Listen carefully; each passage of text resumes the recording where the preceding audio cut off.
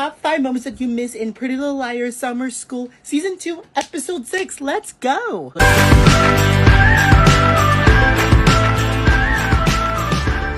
Before we start, I just want to say Happy Pride Month, you guys, liars, gays, and lesbians. Happy Pride Month. Number 5. We found out that not only Gregory just walked out of that cult church thingy, and Kelly too, he confessed to Farron that he is actually related to Finn from Riverdale, his gay cousin. Here's how Kevin looks like. So this is how Kevin looks like from the Riverdale show. And the same creator that did this show, the Pretty Little Liars spin-off reboot. Their cousin, and now he is a gay ally after what horrible things he did in the Redemption House. Anyway, number 4. Bloody Rose saved our gay soul. This freaking pastor, him thinking that is actually Kelly's mom, which some people still believe is Bloody Rose. So he was basically stabbed on the eye, kind of. He died. That's the major death in this episode. So rot in hell, especially what he's doing with this cult and this redemption heart. Wow. Anyway, Twitt said it all, like homophobic. Number 3, woman, Chip's mom, who we haven't seen since the first episode, appearance just to piss us off. To confirm that she's actually part of this cult, literally told Imogen and Tabby that they are all liars and this is all a lie, deserve any redemption because early you need some help. So anyway, she's part of this cult. Could still be Bloody Rose or maybe related to Dr. Sullivan. I don't know. We shall see. Number 2. So this redemption house over here is actually supposed to be like a house, but for like not part of the cult to redeem their sins or something, see like their sins. So in this episode, we saw the liars like sin from the from the first season. Mimicking like what the liars went through in the first season, which was very enticing. As you clearly see, this really pissed Imogen Marcos was located in her old house. We found out that this is a very dark history with the LGBT because like the house is basically like in therapy, trying to make like the gays not happen anymore, like it's a sin or whatever. It was very homophobic. It was very like heartbreaking to hear more about Ash's story, a little bit like his community, the transgender community. It affects that type of house, still reflects to what's going on right now. So I just want to add that. Lastly, number 1. So Imogen this is her final girl moment. She was attacked Bloody Rose when the liars were going to analyze this like haunted house or whatever this is. That she was attacked by Bloody Rose, similar to her attack with Archie in the first season, the season 1 finale. This was amazing. She was ended up to rip off Bloody Rose's mask-ish band-aid. We don't see her reveal, but we did see who it is. She revealed to the liars that Bloody Rose is her mom. This is her mom over here. So what do you think of this theory? Is this a twin? Is this actually her just hallucinating? That was such a cliffhanger ending. She survived that attack. Why would she attack her own daughter? That sounds to me, I don't know. Here's what you missed in Season 2, Episode 7 of Pretty Little Liars Summer School series. We only have one more episode left, so let's go over the episode before the finale. Oh my god. Number 5. The only surviving couple that has been a couple since season 1 has finally broken up. To be honest, I'm a little bit mixed about this is because this Noah girl finally retold him we should break up. She didn't even mention, oh yeah, I cheated on my girlfriend. I want to be with Noah. I want to be with Jan. Just so effing,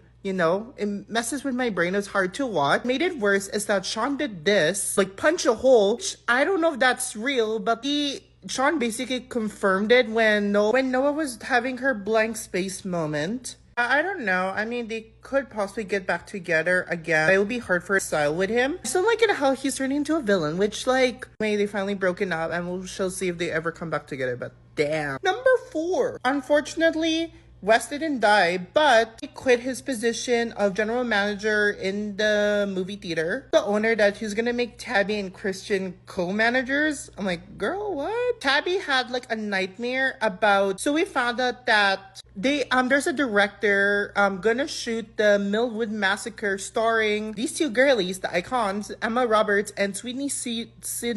I feel like this is probably a hint of season 3 storyline, kind of. So basically, their version of Stab, what happened in the events of season 1. In the nightmare, it shows that Wes is possibly directing this movie, and like Chip is apparently in this nightmare. So we found out about this revelation, so this is possibly another season 3 storyline. We shall see. I get it, Emma Roberts and Sweeney Sweet Sydney Sweeney cameo. That would be amazing. They're not busy, but yeah, they can do it. Number 3, poor Kelly girl. So in this episode, Kelly was investigating her mom possibly Bloody Rose. Look at this flower over here. Little roses over there. We asked her to do. She finally locked her in a closet just for her to pray with Karen, talking about like how, yes, Archie did murder her daughter, but it's the liar's fault for why she was murdered. Kind of like Bloody Rose would say. Kelly got freaked out. I guess she's out of that cult brain hallucination. So, however, when she was investigating where Sandy is, she's on the phone, she did reveal that she does have relatives that live in Rosewood, which means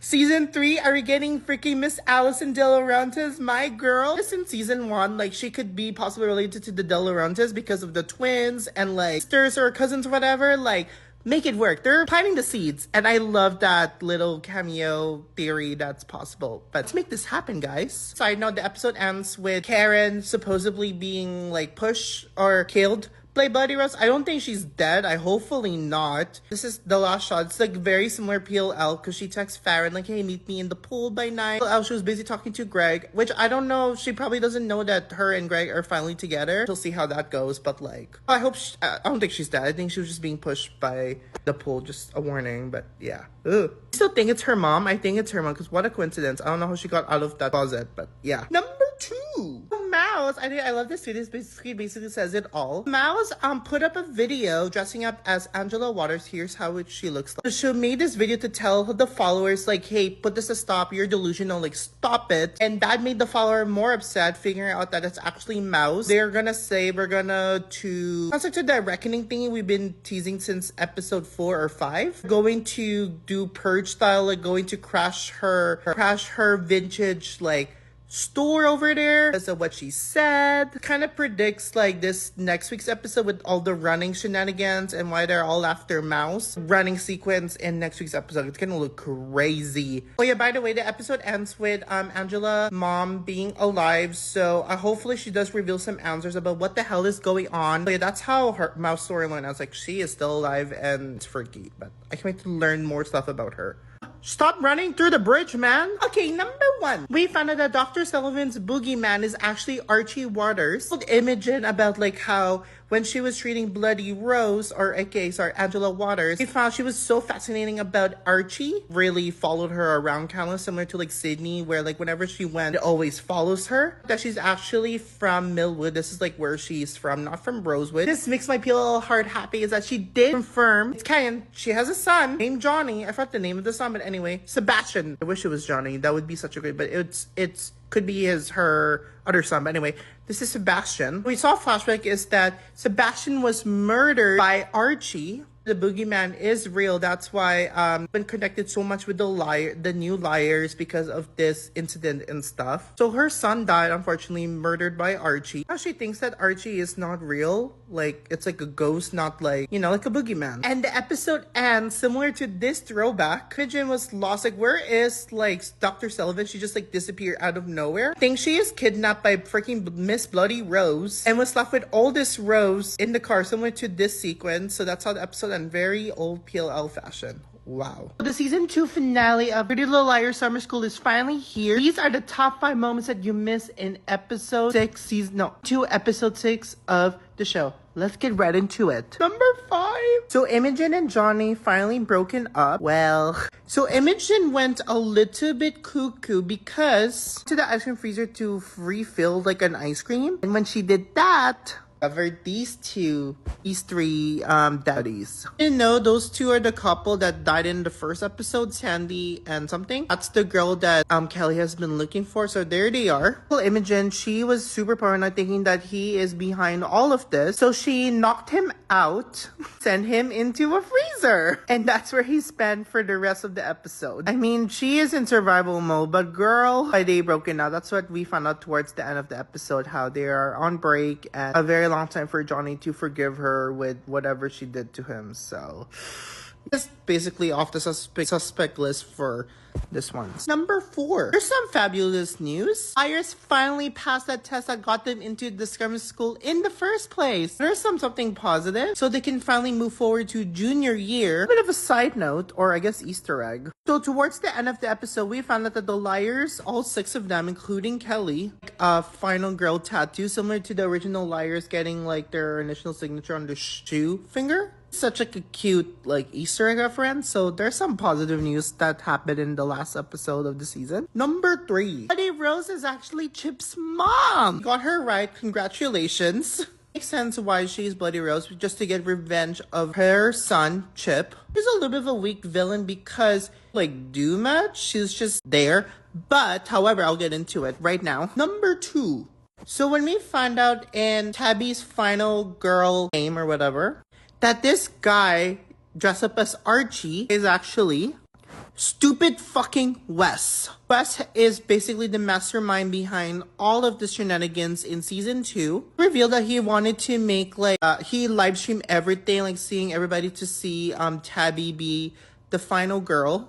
Make his own movie, Tabby to be the star, since Tabby's been talking about horror movies and he's an inspired filmmaker, so he uses this opportunity to make it happen, make it become a reality. And he's also there to help aka Chip's mom to do all of this. Find out he's actually the creator of Spooky Spaghetti. This reveal is giving me like Ezra being possibly A, but not really, but this is more like they actually went for it. So ends with Bloody Rose and him going to prison. He died because he was being pitchforked by Tabby, but just don't really die, unfortunately. So he's in prison right now. So enjoy prison food, Wes. Number 1. So in the last like 5 minutes of the episode, we found out that Dr. Sullivan has unfortunately died. I don't know if she actually died or she died. She was killed by Archie. She was literally like unpacking everything from her office that they didn't want to move forward with her sessions with her, which I think it's a big mistake. But anyway, for some reason she's actually like a bitch this entire time. She calls the liars like narcissists, which is really like out of character of her to do. So like she just needs them to sign like this permission form for her to use in her own book, which is very twisted.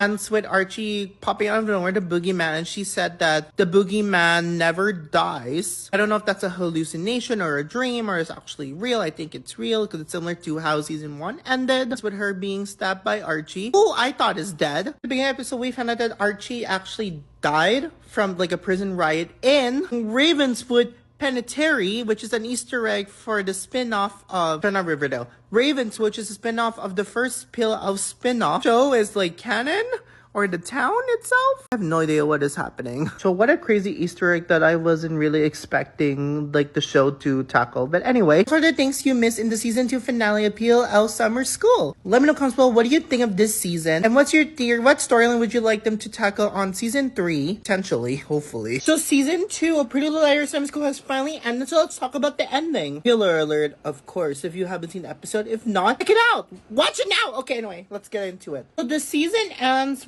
as Imogen and Tabby, like the first one. One of the final scenes in the episode, Tabby and Imogen, oh my god, we're having the conversation similar to the season 1 finale. What is Tabby gonna do with her feature film? Is she still gonna continue with her story? Like how she is moving forward. She doesn't want to go past. She wants to move forward in the future. It hint how in her new feature film, she wants the villain to be several villains. Not just one, but multiple villains. And as she was talking about it, we saw shots of this down here. Well, 5 little girls dressing up with masks. It's not confirmed whether or not that's like the 5 liars, but like it does look like them, and it's kind of giving me the Strangers vibe, and from the original PLL in season 4 when Red Co was dressing up with Allison Mask. Oh my goodness. In this interview, I'm not sure the creators were saying how focus on a splinter group of teenagers who became obsessed with the girls and want to become some sort of like evil doppelgangers of the girls, more like us where everybody gets evil duplicants and stuff. I don't know if that's still going to affect Millwood Massacre movie that was teased in this episode before the finale. However, about my previous video, how Dr. Sullivan has died,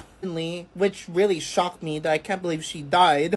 Archie Waters, can we put Archie Waters to rest at this point? Like, I'm tired of him. Anyway, so I saw a tweet that says how would be such a perfect opportunity for the original liars to make some sort of cameo because they all have connections towards her. I feel like a few of them could still stick around because there's so much things you can play around with one of the PLL characters. Even like some of the PLL creators really want that to happen. Thinking about Lucy Hill being in the same universe with Arya and then Katie Keene too. Oh my goodness. Anyway, creators, if you need some ideas, let us know. We can help you make this happen. I think the most easiest liar you can definitely bring in season 3 is definitely Allison. You play so much with that character. She can be a substitute teacher or a new teacher in Millwood during their junior high, and this doppelganger thingy comes in. Like, you can play so much. What I love about the new season is how they handle Dr. Sullivan's character very well. She's basically like in the season, which is surprising. I thought she's only show up in one episode, but nope, it's mostly in the entire episode.